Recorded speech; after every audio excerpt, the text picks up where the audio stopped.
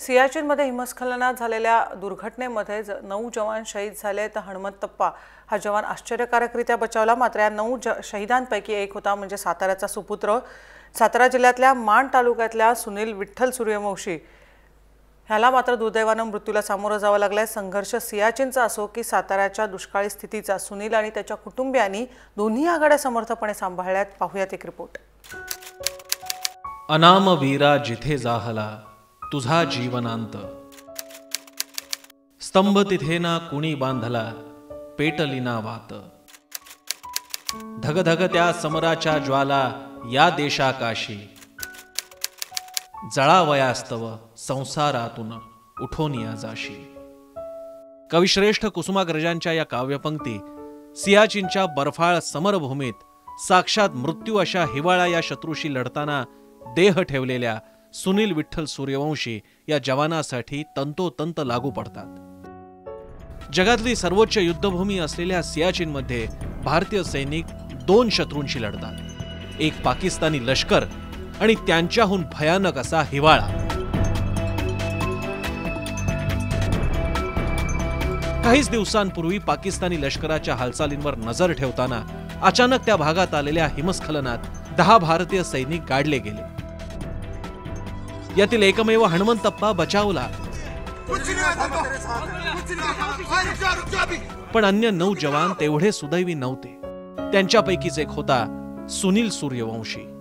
सातारा जिल्ह्यातल्या सैनिकी परंपरा वंशपरंपरागत जोपासणाऱ्या आणि घरटी एक तरी बलिदान दिलेल्या कुटुंबांपैकी सुनीलचं कुटुंब आता एक झालंय। सातारा जिल्ह्यातील दुष्काळी पट्टा समजल्या जाणाऱ्या माण तालुक्यातलं मस्करवाडी हे गाव। गाव तसं छोटंसं, अवघी 450 लोकसंख्या असलेली ही वाडी। या छोट्याशा गावातला होता सुनील। घरची एकरभर शेतजमीन मात्र पाण्याविना ओस राहणारी, पाऊस पडला तर काय ते होणारं थोडंफार पीक। अशा गावातल्या सूर्यवंशींच्या कुटुंबातल्या सुनीलचं 4थी पर्यंतचं शिक्षण मस्करवाडीत झालं। नंतर पुढचं शिक्षण कुकुडवाड या गावापासून अवघ्या 3 किलोमीटर अंतरावरच्या दहिवडी ठिकाणी। कॉलेजच्या 2ऱ्या वर्षाला असतानाच त्याला सैन्य दलात भारताच्या सेवेची संधी मिळाली।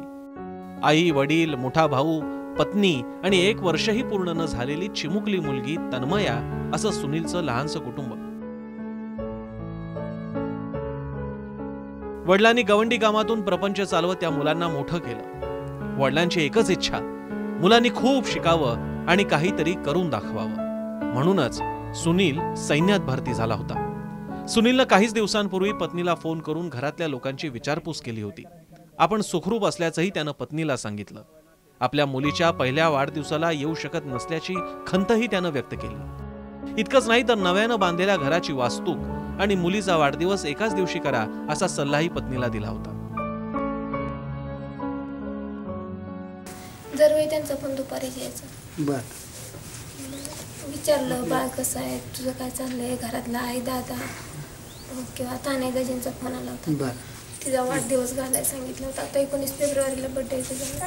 बर, तो आणि वास्तुक शांती एकत्र करायची होती। गुरुवारी दुपारी समज त्यांचा फोन आला होता तिथून। गुरुवारी दुपारी कळालं, तेव्हापासून आतापर्यंत आम्ही फक्त त्यांच्या कॉन्टॅक्टमध्ये होतो। अजून पूर्ण माहिती नाही मिळाली। त्यांनी फक्त असं सांगितलेलं त्यावेळेस फोन आले तेव्हा की दोघं म्हणजे अशी बुधवारी घटना घडली आहे आणि त्यामध्ये 10 जण मिस झालेले आहेत। त्यामध्ये तुमच्या मुलाचं नाव सांगितलं जाऊन सोडलं। 2 महिन्यांपूर्वी तो गावी आला होता। घरातून बाहेर जाताना आईचा आशीर्वाद घेताना मी जातोय, लवकरच परत येईन असं सांगून तो गेला। मात्र ती त्या मायलेकाची शेवटची भेट होती हे एका काळाला सोडून कुणालाच माहित नव्हतं। जातानाच तेवढा बोलला होता, जातो मी, तुम्ही चांगलं राहा, फोन करतो गेल्यानंतर, एवढंच, बाकी काय नाही।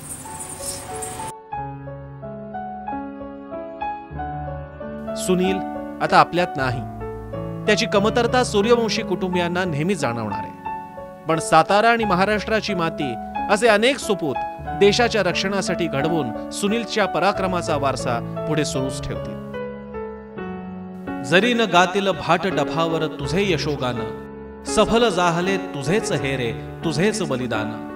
काळोखा तुनी विजयाचा ये पहाटचा तारा, प्रणाम माझा पहिला तुझला मृत्युंजय वीरा, प्रणाम माझा पहिला तुझला मृत्युंजय वीरा। विकास भोसले, जय महाराष्ट्र, सातारा।